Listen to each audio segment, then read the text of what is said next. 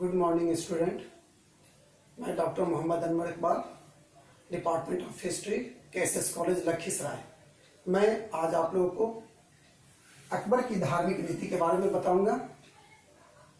ये अकबर की कौन सी धार्मिक नीति थी, आखिर अकबर के धार्मिक नीति को प्रभावित कौन से तत्व ने किया, अकबर महान शासक कैसे बना, उसकी धार्मिक नीति की कितनी बड़ी उपलब्धि है तो उसको एक शासक से राष्ट्रीय सम्राट बना देता है। हम लोग सबसे पहले देखेंगे कि अकबर की धार्मिक नीति को आखिर प्रभावित करने वाले कौन कौन से तत्व हैं। तो हम लोग देखते हैं कि अकबर का परिवार जो है उसको प्रभावित करता है। अकबर के पिता हुमायूं, माता हमीदा बानो बेगम उदार प्रवृत्ति के व्यक्ति थे, जिसका प्रभाव अकबर पर पड़ा। इसी प्रकार उसके शिक्षक और संरक्षक का प्रभाव अकबर पर पड़ा। अकबर पर शिक्षक अब्दुल लतीफ, बजायद और संरक्षक बैरम खान, यह भी उदार प्रवृत्ति के थे, जिसका प्रभाव अकबर पर पड़ा और अकबर के विचार प्रभावित हो रहे थे। उस समय के तत्कालीन वातावरण का प्रभाव भी अकबर पर पड़ रहा था। शेख सलीम चिश्ती, शेख मुबारक, अबुल फजल का प्रभाव अकबर पर पड़ रहा था।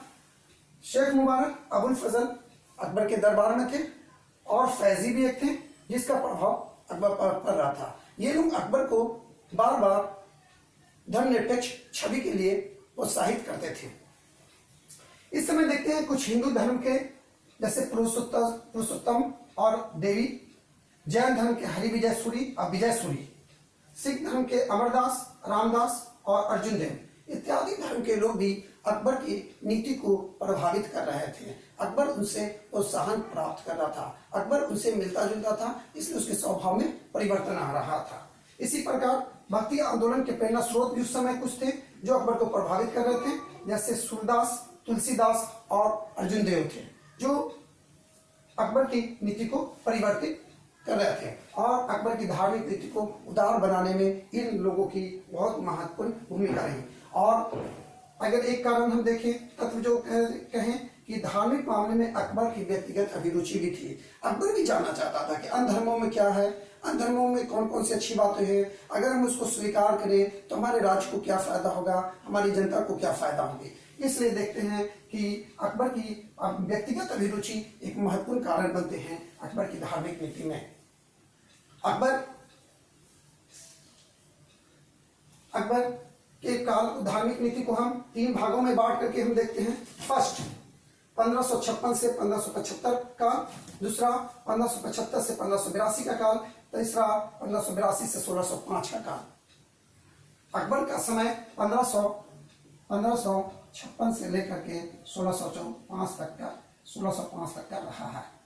1605 तक का रहा है। तो इसकी हम पूरी नीति को हम लोग देखें कि इस काल में आखिर धर्म के लिए क्या क्या किया, अंशेलन के लिए बहुत काम किया, जिसके कारण वह एक महान शासक बना, एक राष्ट्रीय शासक बना। उसकी गिनती विश्व के महान शासकों में की जाती है।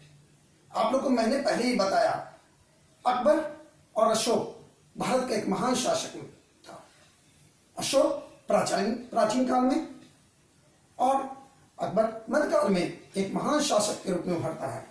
हम लोग देखते हैं इसके 1556 से 1575 के काल में, तो हम लोग अच्छी तरह से जानते हैं कि 1560 तक वह बैरम खां के संरक्षक में रहा और उस पर बहुत सा दरबार का प्रभाव भी था, उलेमाओं का प्रभाव था, कट्टरपंथियों का प्रभाव था, इसलिए वह कुछ नीतिगत निर्णय नहीं ले पाता था। लेकिन 1562 में सबसे पहले उसने इस बंधन को तोड़ते हुए आमेर के राजा बिहारी मल की पुत्री से विवाह किया। 1562 में आमेर के राजा बिहारी मल की पुत्री से विवाह किया और उसके पुत्र भगवान दास और पौत्र मान सिंह मुगल सेना में आए। इससे अकबर को एक शासक परिवार भी मिला, एक योग्य सेना नायक भी प्राप्त हुए। अकबर के राज्य में समृद्धि, अकबर के राज्य में शक्ति प्राप्त हुई। उसके बाद हम लोग देखते हैं कि 1570 में बीकानेर के शासक राय कल्याणमल और जैसलमेर के राजा हर राय के साथ भी वैवाहिक संबंध प्राप्त किया। 1584 में जहांगीर का विवाह भगवान दास की पुत्री से किया। इस प्रकार वैवाहिक संबंध के द्वारा उसने अपने रिलेशन को बढ़ाया अच्छे अच्छे घरानों में किया, उनका समर्थन प्राप्त किया। ये अकबर की एक बहुत बड़ी नीति थी कि वह समाज से, अन्य धर्मों के लोगों से जुड़ना चाहता था, और वह जुड़ा, लोगों के सामने एक उदाहरण पेश किया कि मैं कट्टर मुसलमान नहीं हूं, बल्कि हम सभी के शासक हैं, सभी लोग बराबर हैं, इसलिए मैं आपके यहाँ भी वैवाहिक संबंध स्थापित कर सकता हूँ, आपसे भी रिलेशन रख सकता हूँ। अकबर ने ऐसा करके दिखाया। फिर हम लोग देखते हैं कि उसने 1563 में तीर्थ यात्रा कर समाप्त कर दिया। वे तीर्थ यात्रा कर जो हिंदुओं से लिया जाता था, जब वह अपने धार्मिक स्थानों पर यात्रा के लिए जाते थे, दर्शन के लिए जाते थे, ये एक ही निंदनीय कर था। इसी प्रकार जजिया कर 1564 में समाप्त कर दिया। जजिया हिंदुओं को संरक्षण प्रदान करने के लिए, उनकी सुरक्षा प्रदान करने के लिए आपके राज्य में आप जजिया लेते हैं। इस अन्यायपूर्ण कर को 1564 में अकबर ने समाप्त किया। इसी तरह अकबर ने हिंदुओं को मंदिर बनाने की अनुमति दी, सिखों को अमृतसर में मंदिर बनाने के लिए जमीन दी, जबरदस्ती हिंदुओं के धर्म परिवर्तन पर रोक लगाई, जबरदस्ती धर्म परिवर्तन पर रोक लगाई। मतलब कि इससे पहले के मुस्लिम शासक जबरदस्ती जिस जगह पर विजय प्राप्त करते थे, वहां के हिंदुओं को मुसलमान बनाते थे, ये हिंदुओं को नागवार गुजरती थी। अकबर ने इस भाव को समझा, इस बात को समझा, और उसने इसको समाप्त कर दिया। अकबर कुछ और आगे बढ़ा और वह स्वयं तिलक और चंदन लगाने लगा, और जो बहुत सारे हिंदू पर्व जैसे होली, दीपावली, दशहरा मनाने लगा। उसने रामायण महाभारत का फारसी में अनुवाद किया ताकि उसकी आवाम, उसकी मुस्लिम आवाम भी हिंदुओं के धार्मिक मामले, उसकी संस्कृति, उसकी सभ्यता को समझ सके, उसके साथ घुल मिल सके, उनके मन में जो भी शंका है वे दूर कर सके। इसलिए उसने बहुत सारे धार्मिक ग्रंथों का फारसी में अनुवाद करवाया। इस प्रकार हम देखते हैं कि इसी समय अकबर ने अबुल फजल के कहने पर अकबर ने एक नई नीति लाई जिसका नाम है सुलह कुल की नीति। सुलह कुल की नीति लाई, सुलह कुल की नीति। इसका अर्थ क्या होता है? सबके प्रति सद्भाव, सभी धर्मों के प्रति समान व्यवहार। सुलह कुल की नीति लाई अकबर ने, और बोला कि इसका अर्थ है सबके प्रति सद्भाव। अबुल फजल के कहने पर वह बोलता है कि ये ईश्वर जो है, ये सम्राट जो है, ये बादशाह जो है, ये पातशाह जो है, वह ईश्वर का प्रतिनिधि है, ईश्वर का रूप है। और जिस तरह ईश्वर सभी पर ध्यान देते हैं, सभी पर दया करते हैं, सभी की मनोकामना पूरी करते हैं, उसी तरह सम्राट को भी सभी के साथ न्याय करना चाहिए, सभी के साथ भाव काम करना चाहिए, सभी के साथ उदारता का भाव करना चाहिए। और अकबर ने इस बात को माना और अपने जो सुलह कुल की नीति थी उसको अच्छी तरह से लागू किया। इस तरह से हम लोग एक काल को देखते हैं कि अकबर ने इस समय क्या किया। अब हम दूसरे काल पे आते हैं, 1575 से 82। ये इसमें क्या किया? 1575 में अकबर के महत्वपूर्ण कार्य थे फतेहपुर सीकरी में इबादत खाने की स्थापना करना।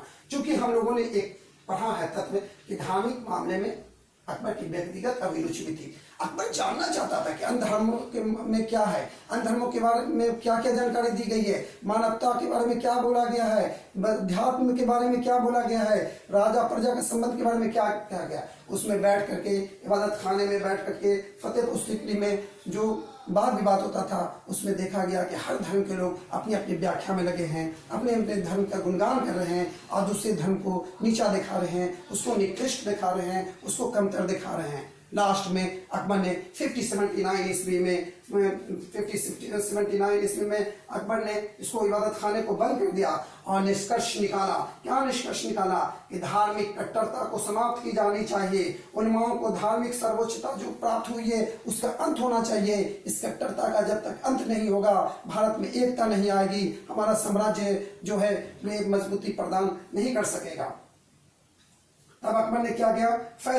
फैजी के कहने पर, फैजी अबुल फजल का जो भाई था उसके कहने पर 1579 में इमाम का पद लिया, इमाम का पद ग्रहण किया और मस्जिद में खुतबा पढ़ा। इमाम का पद जो सर्वोच्च पद होता है, मस्जिद में इमाम खुतबा पढ़ते, अकबर लिया और खड़ा हुआ और क्या बोला? ये अकबर ने क्या बोला?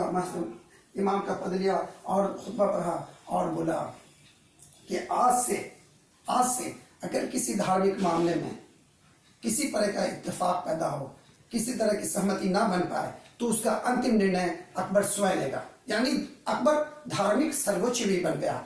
यानी राज्य के अनुसार वह धर्म की व्याख्या करने लगा। उसने उलमाओं पर नकेल कसा, उलमाओं के अधिकार को समाप्त करने लगा।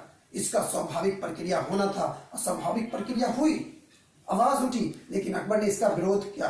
अकबर ने इसका मजबूती से इसका सामना किया, और सामना करते हुए अकबर ने 1582 में तौहीद इलाही, बाद में इसको दीन इलाही, जिसको ईश्वर का धर्म कहते हैं, की स्थापना की। उसने एक नई 1582 में जब हम लोग देखते हैं थर्ड फेज में, तो उसने क्या करता है कि तौहीद इलाही की स्थापना की, जिसको दीन इलाही कहते हैं, जिसको ईश्वर का धर्म भी कहते हैं, की स्थापना की। यह एक तरह का आचार संहिता थी, यह एक तरह की सांस्कृतिक गोष्ठी थी। इसमें सभी धर्मों की अच्छी अच्छी बातों को लिया गया था। इसमें राजा के प्रति समर्पण की भावना की बात कही गई थी, राज्य की सुरक्षा की बात कही गई थी, उसके समर्पण की बात कही गई थी, राज्य को मजबूत बनाने की सोच रखी गई थी। लेकिन इसको एक गलत व्याख्या दे दी गया कि यह एक धर्म है। अगर धर्म रहता तो किसी तरह का मंदिर मस्जिद बना जाते, ऐसा कुछ नहीं था।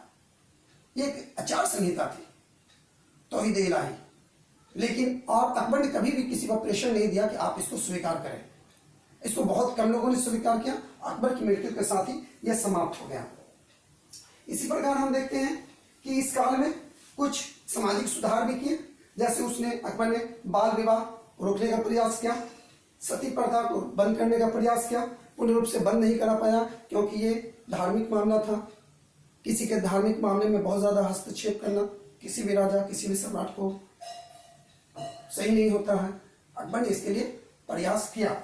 इसी प्रकार 1584 ईस्वी में हिजरी सन जो होता था, उसके बदले में 100 वर्ष का प्रचलन किया, जिसका विरोध हुआ। अकबर ने ये सारे सामाजिक सुधार किए। इसके अतिरिक्त अकबर को अगर हम लोग देखते हैं तो वह बहुत बड़ी बड़ी दाढ़ी रखने पर भी पाबंदी लगाता है।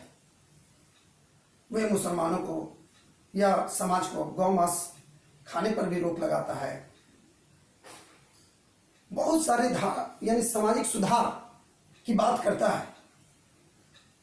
अकबर ओवरऑल देखा जाए तो देख रहे तो पता यह चलता है कि वे बहुत संख्यकों को साथ लेके चलना चाहता था। वह उनका समर्थन प्राप्त करना चाहता था, और इस धार्मिक नीति के कारण और उसकी व्यक्तिगत अभिरुचि के कारण वह इसमें सफल हुआ, जिसके कारण अकबर अपने राज्य को साम्राज्य में बदल सका, उसको एक शक्ति प्राप्त कर सका, उसको एक सुदृढ़ता प्रदान कर सके। अकबर अपने इन महान गुणों के कारण ही, अच्छे गुणों के कारण ही महान सम्राट कहलाता है।